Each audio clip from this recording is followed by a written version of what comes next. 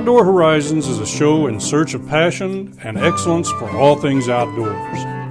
Fishing, hunting, scuba, outdoor cooking, wildlife,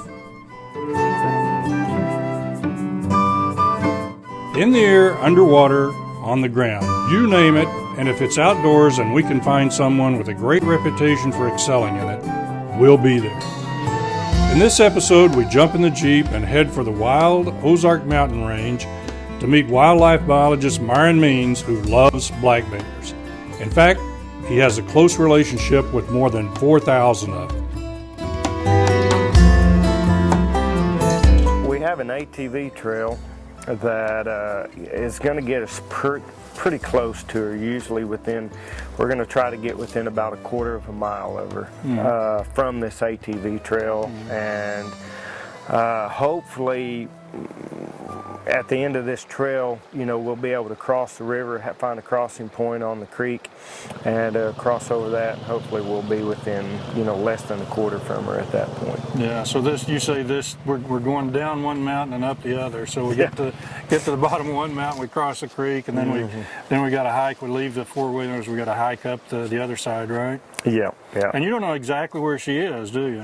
No, we haven't done a pre-den visit on this bear. Most of the bears that we go to, and especially bears that we take any people to or anything else like that, we'll do what we call a pre-den visit to this bear. You know, that allows just our game and fish personnel to, number one, locate the bear on the ground, determine whether or not we even have access to the bear, whether we can get to her to dart her, whether or not she has cubs or yearlings with her, and it kind of lets us know what to expect. What we're going to do on this particular bear, she doesn't have cubs. We're going to remove her collar.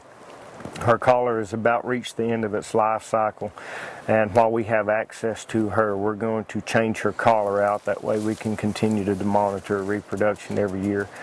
And we replaced her brown collar with a bright orange collar, and hopefully, you know, it isn't against the law right now to harvest a collared bear in Arkansas.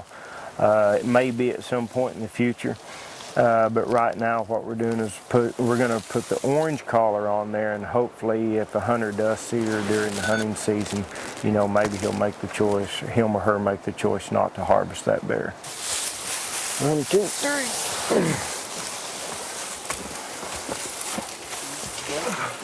Hey, I need that eye dope. Poor girl. Don't you get my finger. Yeah, but I mean, she's not that old. Well, maybe she is. Maybe getting too old to have cubs. The good citizens of southern Missouri have sent me down here to ask you a question. Would I stop sending bears that way? They're gonna put up road signs on the highway down there. This is Missouri. You're an Arkansas bear. What's going on down there? Well, you know, I mean, Oklahoma has credited Arkansas for several years for giving them their bear population, and Oklahoma actually had their first bear hunt 2 years ago. Is that right? Yeah, they had a very limited 20 bear quota. All from Arkansas bears had migrated over? Pretty much. I mean, you know, they've extended in range. Of course, you know, bears don't read state road maps and stuff like that, but they've expanded all the way through the western Ouachita's, over into Oklahoma, through the Kiamichi mountain range and all that.